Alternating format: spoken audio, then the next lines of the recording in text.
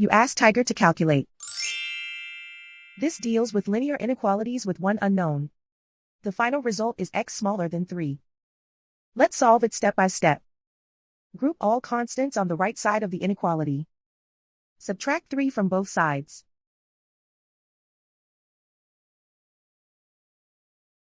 Simplify the arithmetic.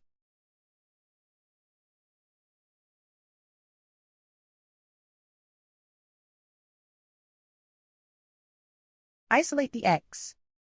Divide both sides by 5.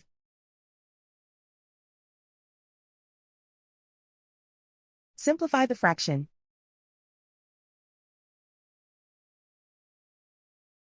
Find the greatest common factor of the numerator and denominator.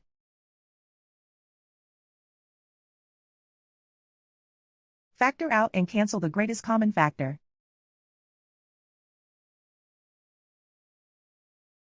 Plot the solution on a coordinate grid. And so the final result is x smaller than 3.